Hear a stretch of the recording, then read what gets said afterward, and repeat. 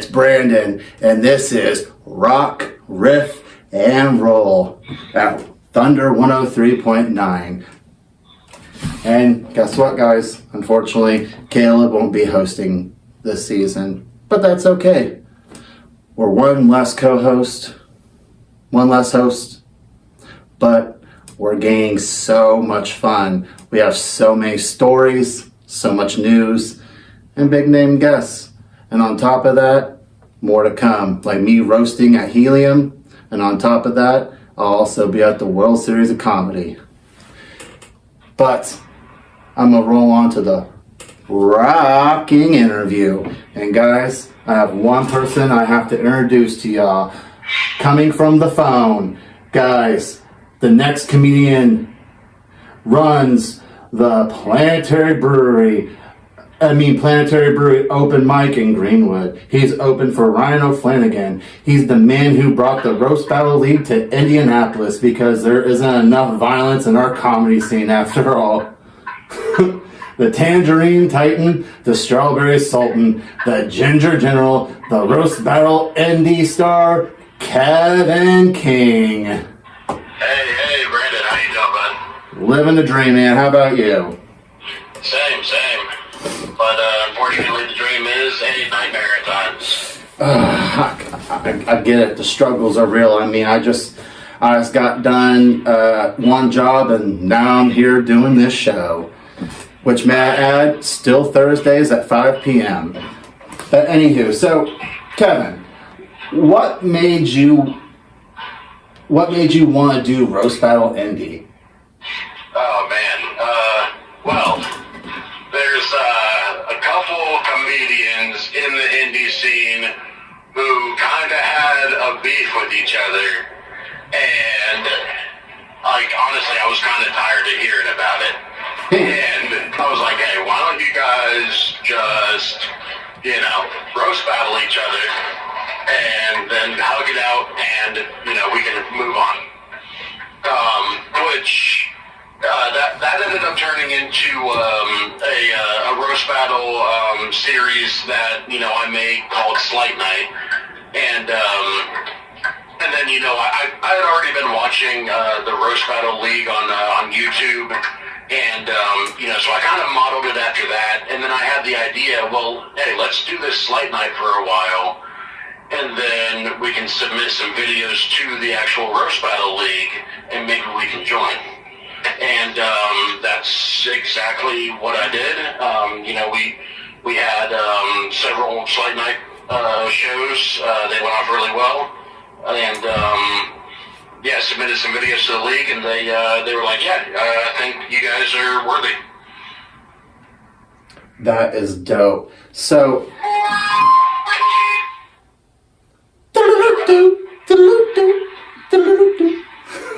but did you ever think it was going to get to Roast Battle? I mean, or were you just having fun because you were just tired of these two homies just dogging each other, and you're like, you know what, let's walk? I didn't know that it was going to get to this level, but I was hopeful.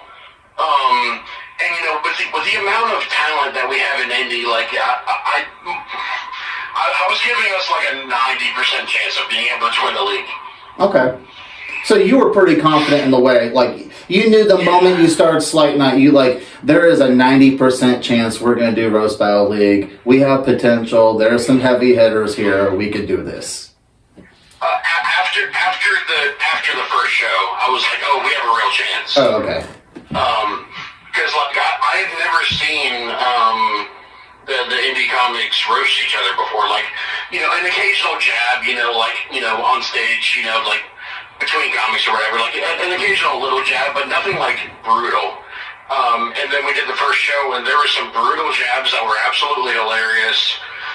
And I was like, I just thought, we could do something with this, we could actually join and Roast Battle League is international. Like, there's cities all over. There's Tokyo, there's, Australia, Melbourne, there's Vancouver, they're everywhere. Well, I mean, all I can say is, man, I'll be honest with you, when you started, I thought it was a fun little thing. In Indy, it was gonna be like like B Rabbit and 8 Mile, where everybody just like, everybody just like jokes on jokes and just like I thought it was just gonna be like one of those things. But like honestly, I'm like excited and proud of the fact that like, even though you knew in your mind it was 90%, in my mind I was like, this is a fun little thing that he has going on. I hope it gets big. And then literally the moment I said that in my mind, like 2 weeks later, you put on Facebook, you were like, yeah, Roast Battle League, Andy, this is what's up, y'all, helium. And I was like, oh, yeah. I was like, oh my God, I need to just start saying more crap out loud in the universe. Absolutely. I'm going to get $1 million in 3 weeks, y'all. I'm going to say that. I'm going to say that 7 more times. That's it. That's all it takes. But were you scared at all doing this? Like, were you like not necessarily scared, but like not necessarily scared of like doing it, but were you like necessarily like, I guess, scared of like the outcome of it, like not being good at all? Oh, 100%. Like that 10%. Like, did that 10% like itch your ear a little bit? Be like, hey, I know you're like gun ho 90, but I am the left brain. Oh no, yeah. There's always that voice in the back of my head that is telling me like, this is gonna suck so hard. Nobody's gonna show up. Everybody's gonna hate it. The jokes are gonna suck. You're gonna be a terrible host. You're a terrible producer. I definitely have that in my head all the time.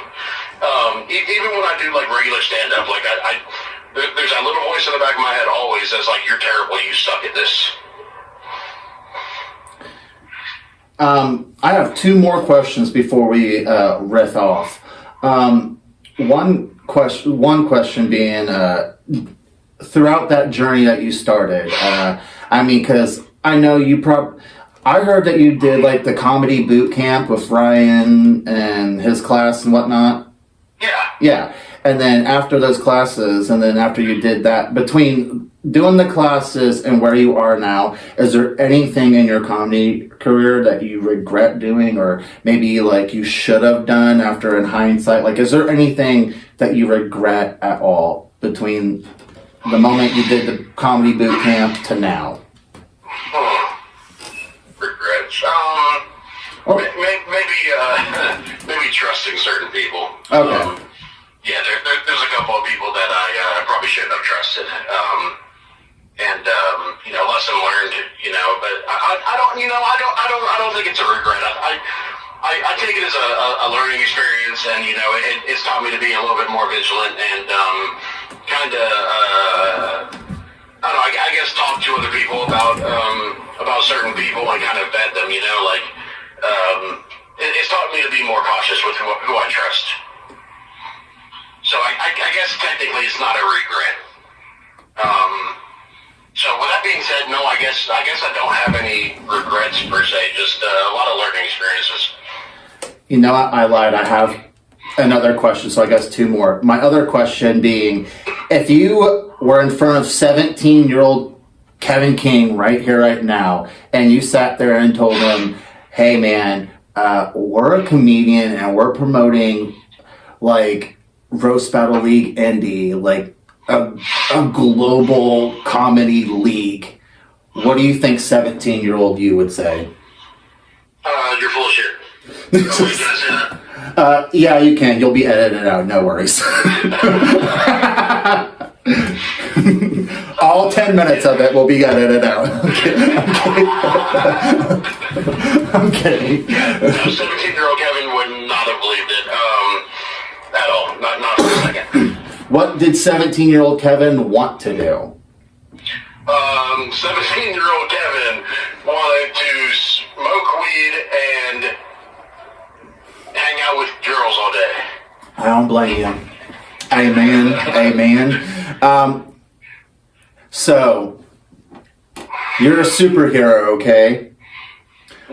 But your superpower is based on your biggest fear. What is your biggest fear, and what would your superpower be based on that fear?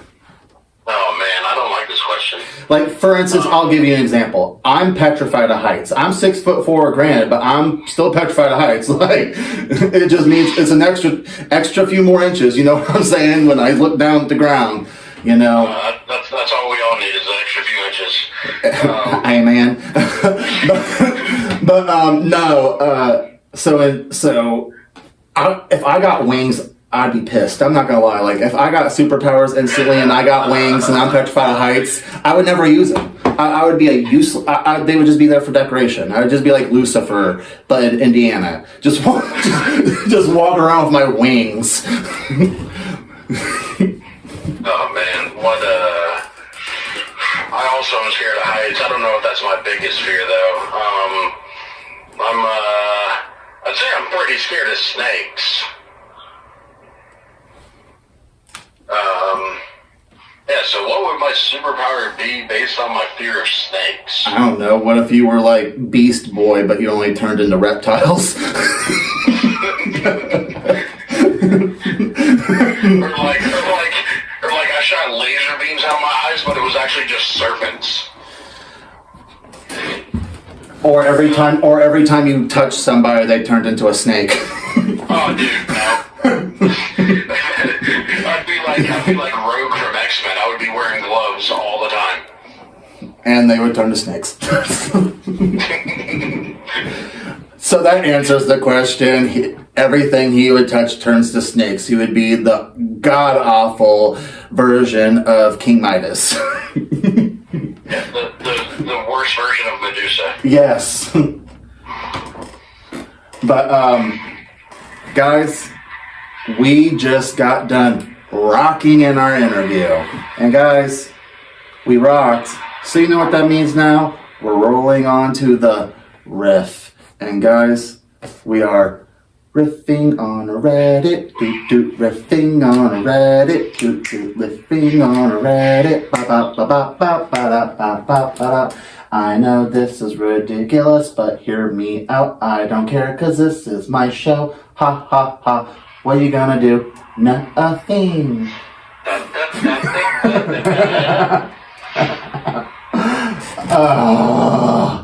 Okay, so I have a Reddit story that is crazy, Kevin, and we also have one update. Are you ready for this? I'm so excited. Let's hear it. Alright, so it is that am I the blah blah, but I had to cut it down, edit it for radio-friendly audiences. So guys, if you're ready to riff on this Reddit, am I the butt face for stealing my wife's affair partner's clothes?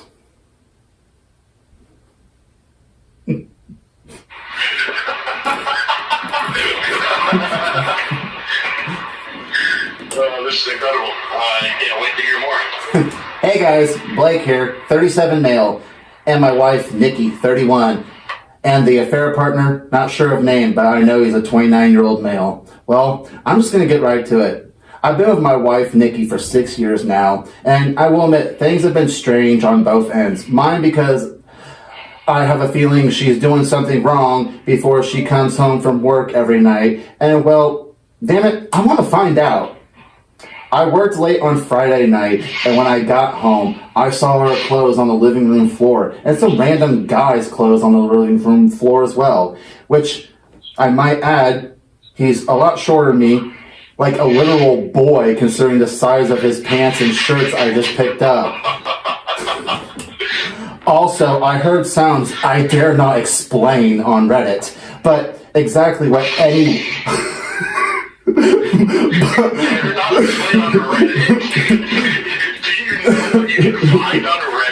Why are you even posting on here, bro?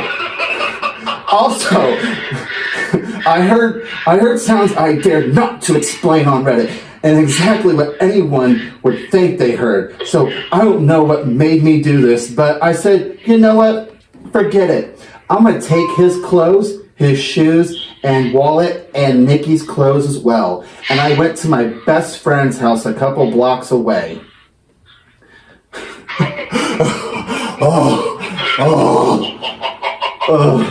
Now this, I know I might be wrong, but when I got to my buddy's house, I went into affair partner's wallet and stole the cash that was in it. And I dashed me a couple cases of Busch Light and frozen pizzas.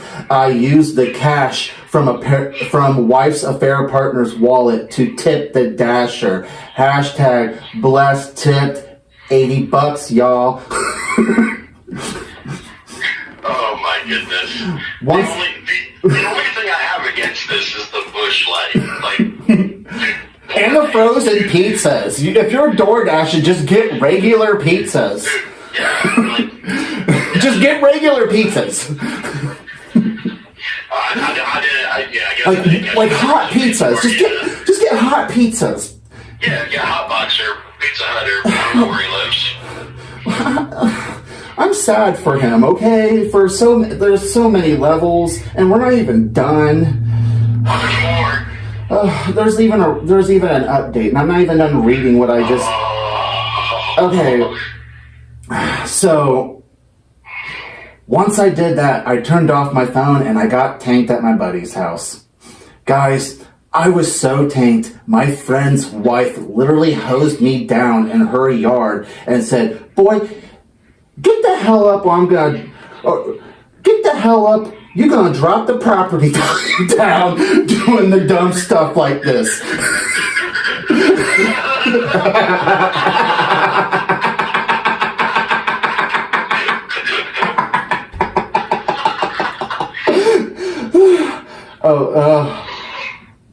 Okay, so okay. She literally hosed me down in her front yard and said, "Boy, get the hell off my property, you're gonna drop down the property value." And when I turned my phone on, I saw my wife's number, and she was pissed and scared from what I heard in the voicemails and the texts. So people, am I the butt face for stealing my wife affair partner's clothes and spending the money in the wallet for a good time? Hashtag, don't worry, I threw the wallet away.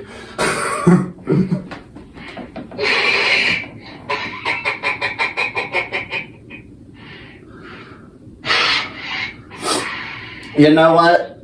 I'm going to be frank. You're a legend. Here's why. Because if I caught my partner cheating on me the way you caught your partner, it would have been the last Boy Scout in this place. You know what I'm saying? Like, if y'all ever seen that movie with Bruce Willis and Damon Wayans, I recommend you watch it now. Good 80s, 90s movie. That's what's up. Besides the point. If I caught my partner cheating on me, it would be a different volume. Okay? I would take it irrationally. So the fact that you literally was just like, you know what? Petty revenge, here we come. I'm going to take all the clothes. Oh man, I love it. I absolutely love it. I mean, and you know, that dude had to leave the house either wearing her clothes or his clothes. You know, it's funny you say that because in the update they touch more in depth with that. Oh yes, let's hear it. Okay, are you ready for the update? Yes. All right. Update. So, I got home, guys, and you're not going to like this part of the situation, but me and my wife talked it out. She cried, she begged, she pleaded, she explained. She never gave out his name, just that he was a 29-year-old dude that worked with her at the place that they're working at. She is the manager, and he is, well, the entry-level boy, if you catch my drift.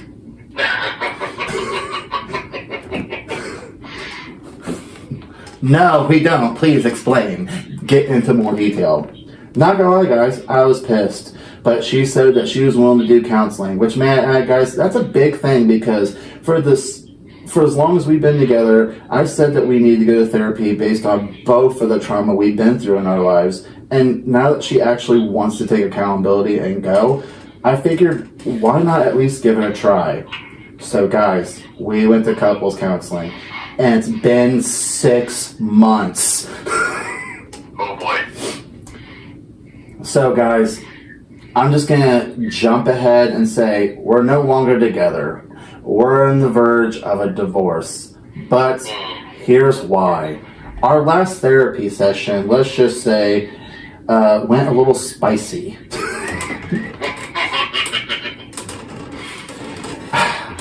When therapy... How spicy did it get? Well there, buddy, we're about to find out. Therapist talked to Nikki, and Nikki straight up explained that she, not gonna lie, still kind of resents husband for doing what he did. Because for starters, not only he stole his clothes, when it was time to leave, I had to give him a pair of your pants. I had to give him one of your shirts. Which, nah, guys, I knew that. Because another neighbor sent me a picture of this guy walking out in my clothes. And I'm not gonna lie, guys, I never laughed so blanking hard in my whole entire life. It literally looked like, remember that scene in Friday when the little guy ran out of that house, but imagine him in grown person's clothes?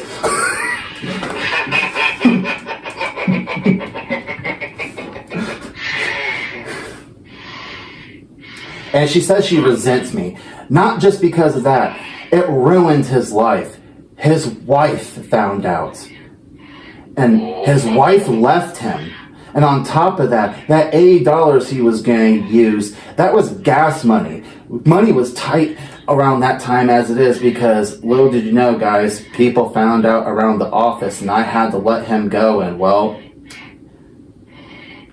I had to be let go too. So, yes, I do resent my husband. He made me lose my job. My affair partner's losing everything. And, guys, I'm not going to lie. Thank God there was a therapist right there. I just blanking exploded. I was like, are you blanking kidding me? You brought a boy into... You brought a boy, a straight up kid from Degrassi into our house to do God knows what.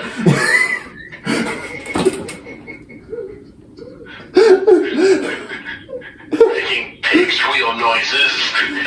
Whatever it takes. I know I can make it through. Da-da-da-da. Oh my God. So, I was like, are you blanking kidding me? Like, I caught you with a little boy straight up from Degrassi and hearing God knows what out of that room. And you're going to resent me? I should have divorced you right here and there. But I didn't. I wanted to give us a chance. But it turned out I just wasted so much time. F you. Guys. Time and money. Therapy's not cheap. Wow. I mean, I guess kudos? Kudos for the fact that I guess you were trying. But like... Yeah. But, like, at the same time, it's like, no. Because, like, if she was capable of bringing him home, doing that stuff in the house, you can only imagine what she was doing with not necessarily him, with other people. Like, who knows if she was protecting herself. Like, he was pretty much playing Russian roulette with his wife. Yeah. And not only he was a legend and did petty revenge, chef's kiss, like chef's kiss. Absolutely. But that frozen pizza, bro, you could have done better. That was gross. And the bush latte. Yeah, no bush latte or frozen pizza. No pizza. No pizza. No pizza. No pizza. And bush latte. No. That's where you went wrong. You are the butt face for getting Bush Light and DiGiorno, or I don't know what you got, but like I said, you could have got a PBR and I would have been okay with that. You know, Rolling Rock, Michelob, Coors. If you're gonna go frozen pizza, you might as well go pizza rolls. Yeah, like get 7 bags of pizza rolls. Absolutely. And get pizza roll wasted, y'all. Yeah, dude. Guys, we rocked, and believe it or not, we just riffed. And before we roll on to a classic, Kevin King has been great, y'all. And guys, you want to hear a little more about Kevin King? Kevin, please tell us your socials, where we can find you, the shows you're going to be doing, and where, just anything about you. That way everybody can get a little more about you before we head off here. All right. Well, you can find me on Instagram at Kevin King Comedy. You can follow the Indie Roast Battle League page on Instagram at Roast Battle Indie. Let's see, we got 2 shows coming up, or 3 shows coming up at Helium. One is January 22nd, then we got January 29th, which is the following week, and then 2 weeks following that on February 12th at Helium. All of them start at 8 o'clock. Buy tickets at Helium website. Also, I'm going to do a little selfless plug here. Our good friend Stephen Riley is filming his comedy special at the Wit Theater on January 31st at 8 p.m. You can go to the Wit Theater's website and buy tickets. It's going to be a great show. The lineup is four great comedians with Stephen Riley headlining. There's John Mulhill, Sohail Ali, and Stratton Smith. It's going to be an amazing show. It's going to sell out. It's going to be a great show. So get your tickets now at the Wit Theater website. Guys, that has been Kevin King. And you know what? To go further about Stephen Riley's comedy special, the people that are producing the show is my fellow friends from the Kokomo Press, obviously from, well, you could put 2 plus 2 will equal 4 in this situation. Kokomo. Yeah, Kokomo Press. I love those guys over there. Yeah, I know. Tell me about it. But yeah. Jordan's awesome. I love Brian, love Sean, Courtney. They're all fucking great people. Yeah, they are. Chef's kiss as well. And guys, if you're wondering what drink this is my blueberry boba tea from Jack's Donuts. They've been poking holes since 1961. And guys, save the kitty cats for Cats Limited, the cat adoption agency and cat rescue. And they're also at Pet Supplies Plus, where you can get half off dog washes, and you can also wash off them pussy cats as well. And guys, tell me about it. Guys, I'm Brandon. And I'm Kevin. And guys, this has been Rock, Riff, and Roll. And guys, we're going to roll on to the classic. And this is my favorite song by my favorite band at the time, Smashing Pumpkins, I forgot the title of the song. But just Smashing Pumpkins 19, you guessed it.